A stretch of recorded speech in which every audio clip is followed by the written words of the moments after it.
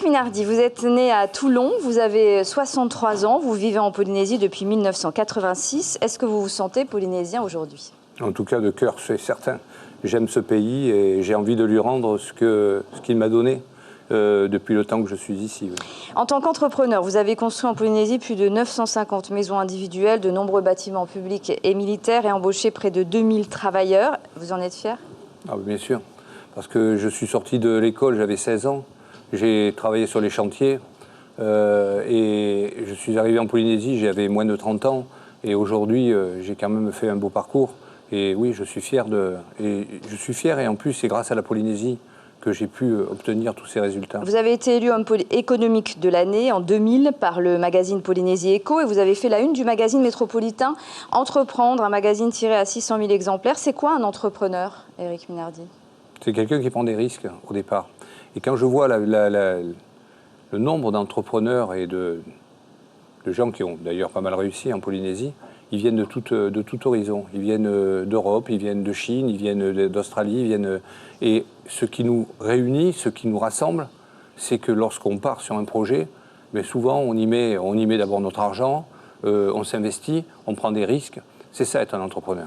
Alors vous êtes marié 2 fois, vous avez un fils de 25 ans qui est étudiant en France. Vous croyez toujours au mariage? Mon fils s'appelle Manoatea, j'espère qu'il nous regarde et il est né ici et il est ma grande fierté. En ce qui concerne le mariage, oui, je crois encore au mariage. Je crois en l'amour, il est certain. Après, bon, malheureusement, parfois, on a des parcours qui se séparent, mais j'ai toujours gardé de bons contacts avec toutes les personnes toutes les femmes avec qui j'ai pu vivre. Et celle avec qui je vis actuellement, aujourd'hui, je suis très bien avec elle et je l'en remercie d'ailleurs. Quelles sont les valeurs que vous avez transmises à votre fils Manoatea? Le travail et surtout, je dirais, l'honnêteté. Car nous, chez nous, on a bossé de tout jeune et quand on avait un obstacle à franchir, on le franchissait, on ne se détournait pas, on ne prenait pas sur le côté. Donc c'est la valeur du travail qui est importante pour nous. Vous êtes catholique. Qu'est-ce que la foi vous apporte au quotidien?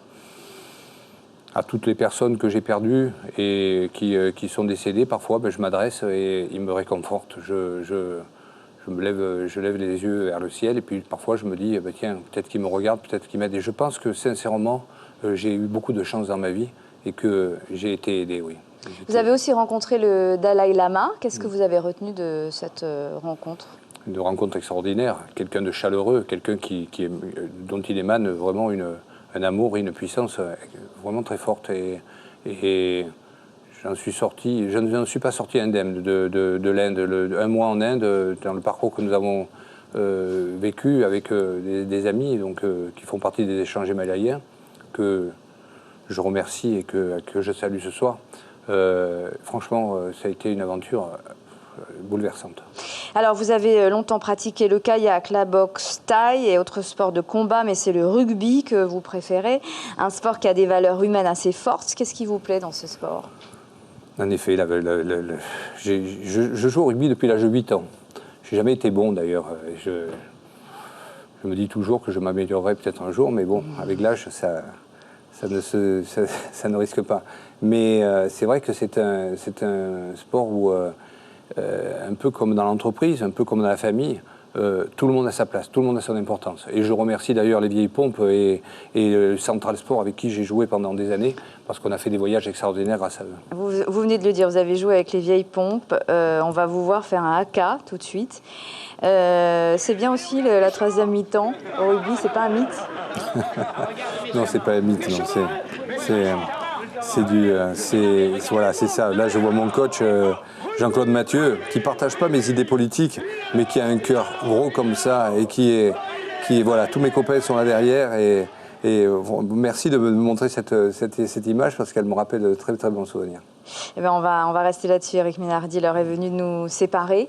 Et pour vous, de signer le livre d'or de Sans Tabou, pendant que l'on découvre votre définition tout de suite de la politique. Vous avez écrit « Nous sommes élus par le peuple et nous devons être au service de ce peuple ». Éric Minardi, merci. Vous comptez maintenant parmi ceux et celles qui ont fait leur sans tabou. Merci beaucoup à toutes et à tous. Excellente soirée. Bise à la technique. On se voit à la rentrée. Car nous ne sommes que locataires de ce que le peuple nous a donné. En plus.